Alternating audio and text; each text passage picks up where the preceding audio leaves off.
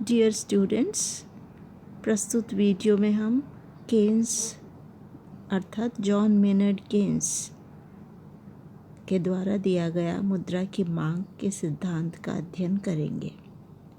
इस वीडियो में हम भाग 1 का अध्ययन करेंगे। इससे पूर्व के जो व्याख्यान थे मुद्रा के परिमाण से संबंधित थे और उसमें हमने फिशर तथा कैम्ब्रिज समीकरणों का अध्ययन किया था, जिसके अंदर उनके द्वारा दिए गए मुद्रा की मांग के दृष्टिकोण देखे थे। वे प्रतिष्ठित या नवप्रतिष्ठित दृष्टिकोण कहलाते हैं। उसमें कुछ आलोचनाओं के कारण सुधार हुए और उसके अंतर्गत केन्स द्वारा सुधार किए गए। इसके अंतर्गत मुद्रा का मांग का सिद्धांत दिया गया केन्स के द्वारा। हम उस सिद्धांत का अध्ययन करेंगे।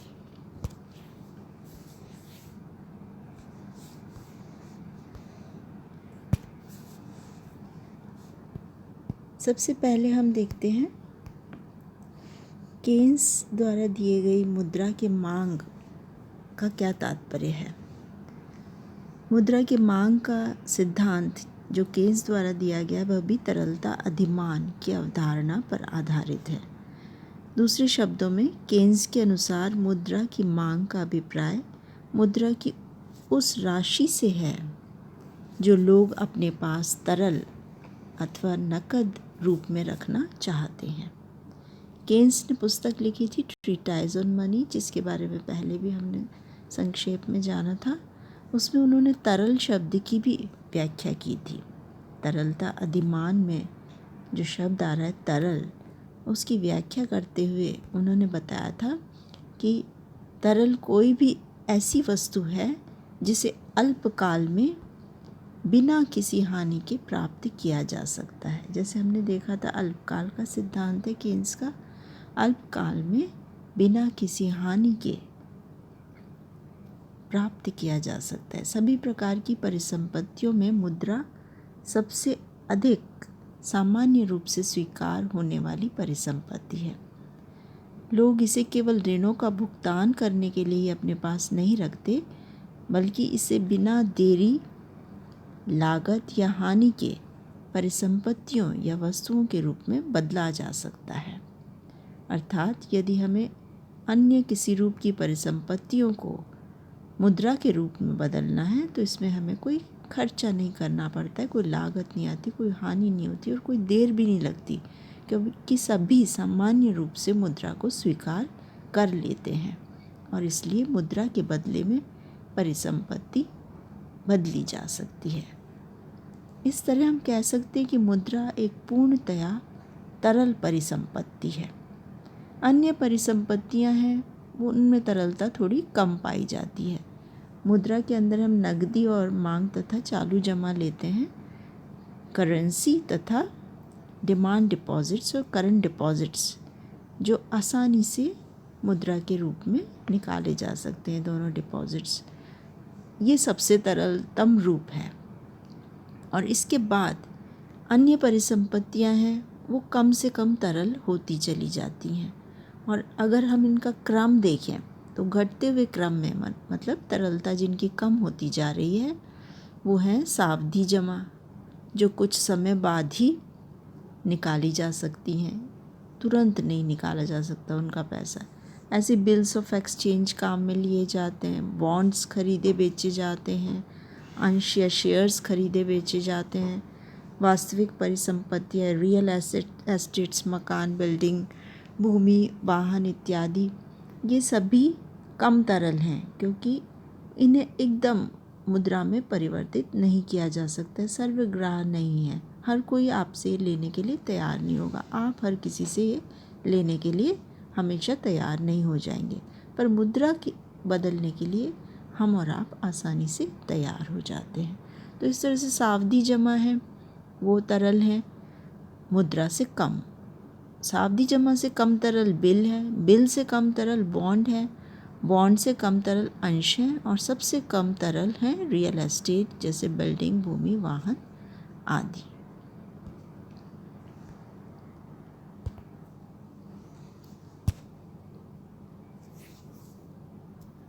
केन्स के अनुसार तरलता अधिमान के 3 उद्देश्य हैं। उन्होंने अपनी पुस्तक general theory of employment interest and money 1936 में लिखी थी।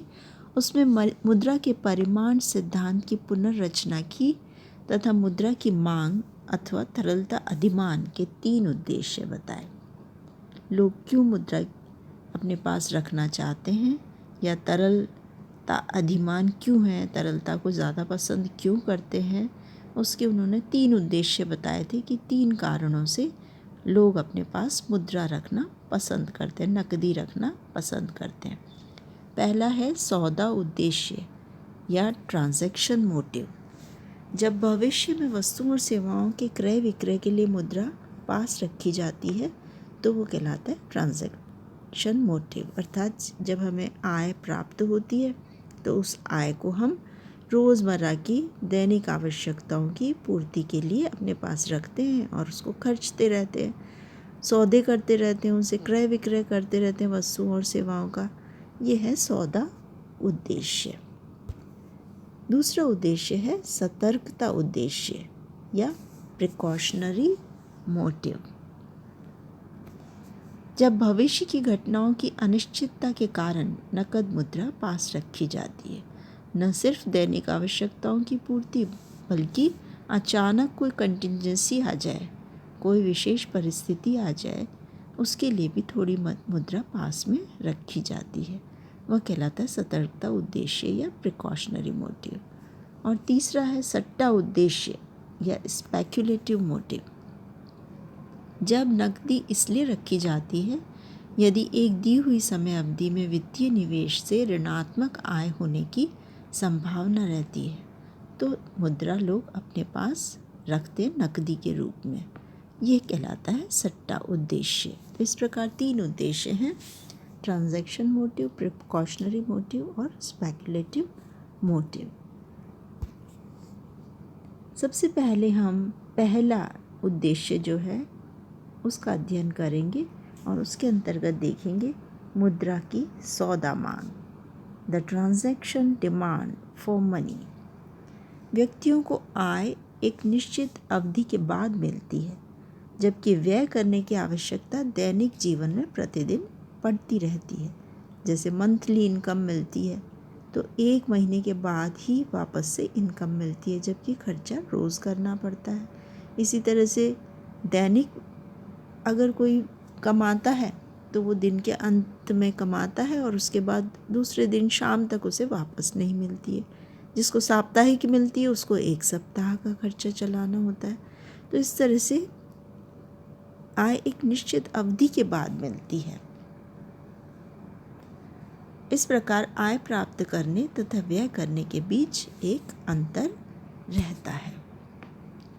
दूसरे शब्दों में दैनिक लेन देन अर्थात क्रय विक्रय करने के लिए व्यक्तियों द्वारा नकद मुद्रा की कुछ मात्रा सदैव अपने पास रखी जाती है ताकि दैनिक आवश्यकताओं की पूर्ति हो सके। इस प्रकार अर्थव्यवस्था में सभी व्यक्ति, परिवार और फर्में दैनिक खर्चे के लिए जो मुद्रा की मांग करते हैं, जैसे फर्में कच्चे माल को खरीदने के लिए, मजदूरी देने के लिए दैनिक जो मजदूर रखे जाते हैं श्रमिक डेली वेजेस वाले, उनको देने के लिए ऐसे अपने दैनिक खर्चों के लिए फर्में भी रखती हैं। तो इन सभी के द्वारा व्यक्ति, परिवार और फर्मों के द्वारा दैनिक खर्चे के लिए जो मुद्रा की मांग की जाती है उसे सौदा उद्देश्य वाली मांग कहा जाता है। सौदा उद्देश्य के लिए मुद्रा की मांग को कौन कौन से तत्व प्रभावित करते हैं? कितनी मुद्रा सौदा उद्देश्य के लिए रखी जाएगी, इसको प्रभावित करने वाले तत्व क्या क्या हैं? सबसे पहला है आय तथा रोजगार का स्तर। अर्थव्यवस्था में आय, उत्पादन एवं रोजगार का स्तर जितना अधिक होगा उतनी ही क्रय विक्रय के लिए मुद्रा की मांग भी अधिक होगी। कीमतें तथा मजदूरी बढ़ जाने से भी नकदी की क्रय विक्रय के लिए मांग बढ़ जाती है। दूसरा तत्व है आय प्राप्ति की अवधि। नकदी की मांग आय के परिमाण या मात्रा पर ही निर्भर नहीं करती, बल्कि इस बात पर भी निर्भर करती है कि आय कितने अंतराल के बाद प्राप्त हो रही है। आमदनी प्राप्त होने की अवधि जितनी अधिक होगी, लेन देन के उद्देश्य के लिए मुद्रा की मांग भी उतनी ही अधिक होगी, और आमदनी प्राप्त करने की अवधि कम होने पर मुद्रा की मांग भी कम हो जाएगी। तीसरा है खर्चे की अवधि। खर्चे की अवधि भी नकदी की मांग को प्रभावित करती है। खर्चों का भुगतान जितनी लंबी अवधि के बाद किया जाएगा, उतनी ही दैनिक विक्रय के लिए मुद्रा की मांग कम होगी। यदि 1 महीने बाद ही करना है पेमेंट, तो जब वापस से आय प्राप्त होगी तो पेमेंट किया जा सकता है। अगर मासिक आय प्राप्त होती है तो तब नकदी कम रखने की आवश्यकता होगी, और यदि इमीडिएटली तुरंत तत्काल ही पेमेंट करना आवश्यक हो तो ज़्यादा नकदी पास में रखी जाएगी। इसके बाद में चौथा है खर्च की आवृत्ति। जिस अर्थव्यवस्था में मौद्रिक भुगतान ज़्यादा चरणों में होते हैं, जैसे उत्पादक एक चरण हुआ, फिर वहाँ उत्पादक से थोक विक्रेता खरीदते हैं, थोक विक्रेता से खुदरा विक्रेता खरीदते हैं, और खुदरा विक्रेताओं से उपभोक्ता खरीदते हैं, तो इनके बीच मुद्रा घूमती रहती है, तो मुद्रा की मांग अधिक होती है।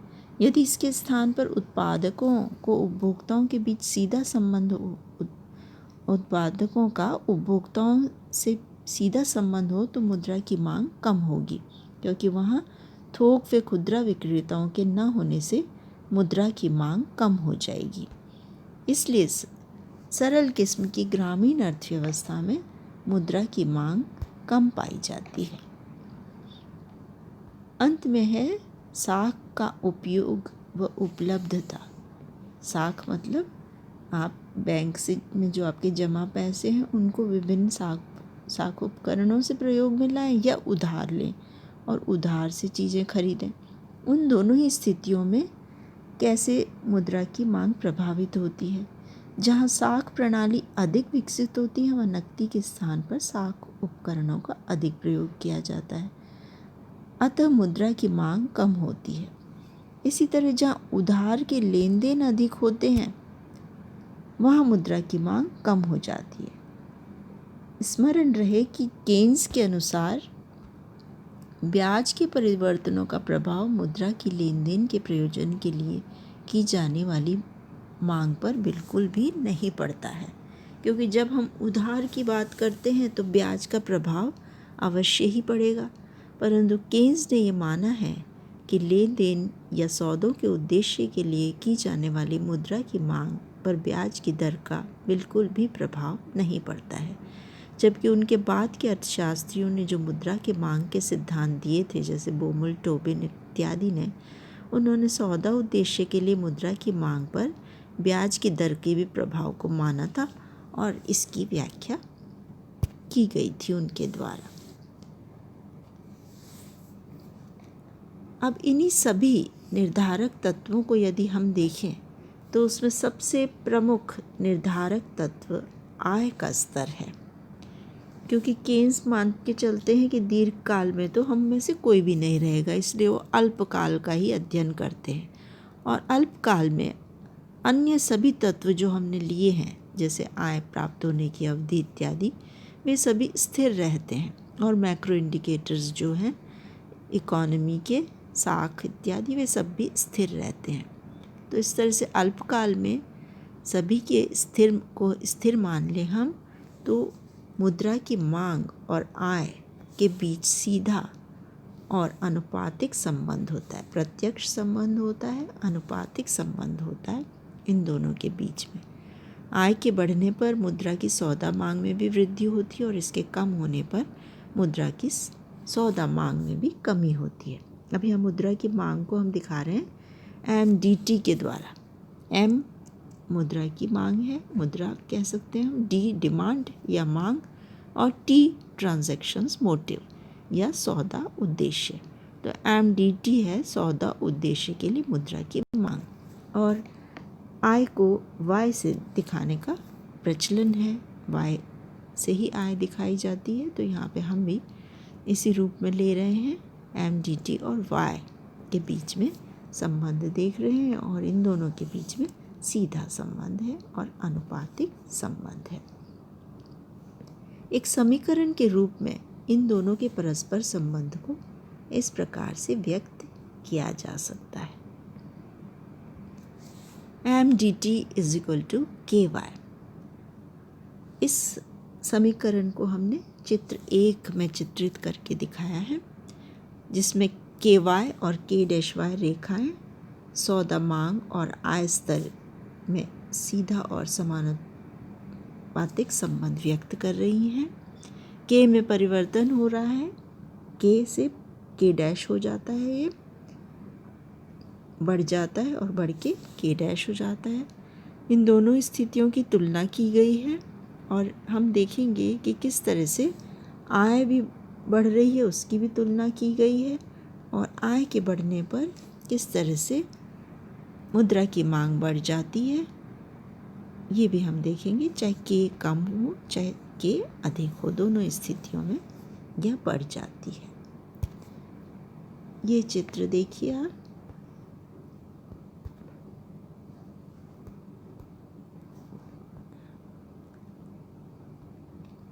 मुद्रा की सौदा, मांग तथा आय में संबंध दर्शाया गया है। ये एक सीधी खड़ी रेखाएं आप दिख रही हैं। mdt is equal to ky।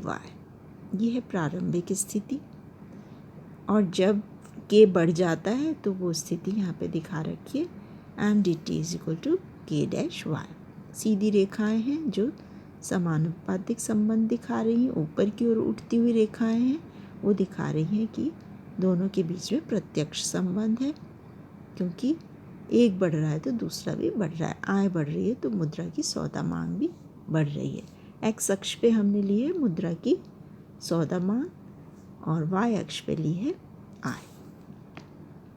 प्रारंभिक स्थिति है जब ये रेखा है mdt is equal to ky और आय के दो स्तर हम ले रहे हैं y1 और y2। y1 आय के स्तर के ऊपर हम देख रहे हैं मुद्रा की मात्रा जो है वो m1 आ रही है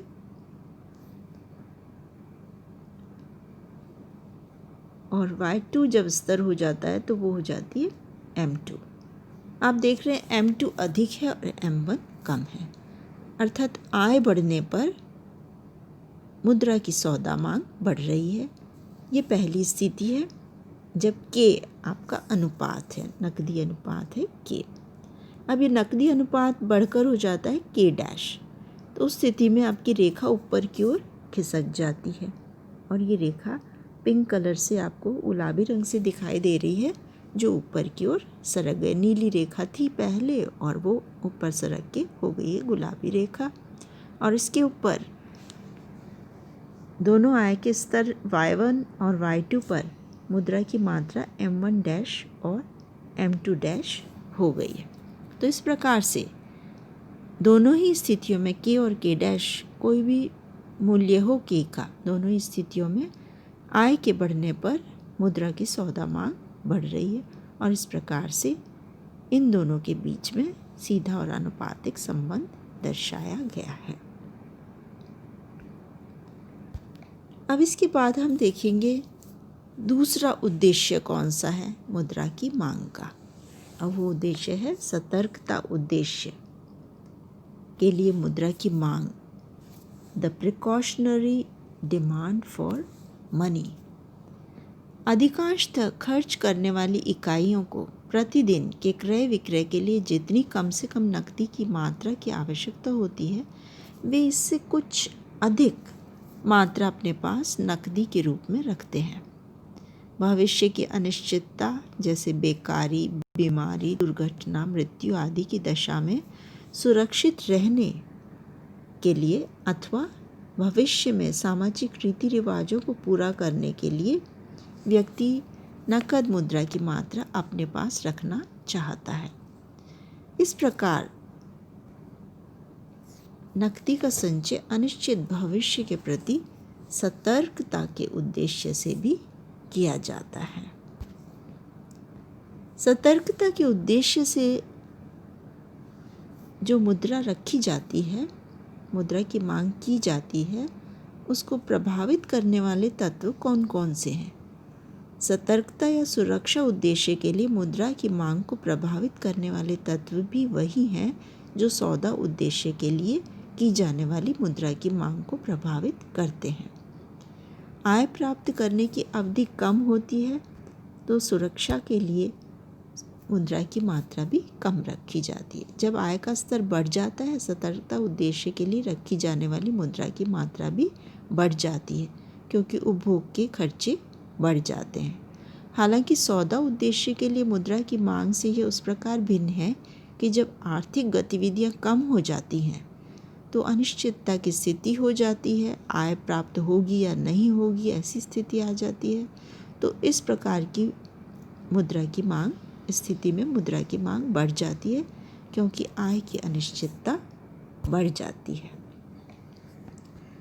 सतर्कता उद्देश्य से तरलता अधिमान या नकदी को जमा रखने के संबंध में केन्स का विचार था कि इन राशियों का आय के स्तर पर के साथ प्रत्यक्ष संबंध है और यह ब्याज की दरों में परिवर्तन से प्रभावित नहीं होती हैं। तो इस प्रकार से सौदा उद्देश्य की तरह ही सतर्कता उद्देश्य में भी आय के स्तर और तरलता अधिमान या नकदी की राशि के बीच में प्रत्यक्ष संबंध पाया जाता है और ये ब्याज की दर से प्रभावित नहीं होती हैं, ऐसा केन्स मान के चलते हैं। तो समीकरण के रूप में केन्स उसे इस प्रकार व्यक्त करते हैं, MDP = FY। M क्या है? मुद्रा, जैसा हमने पहले देखा था।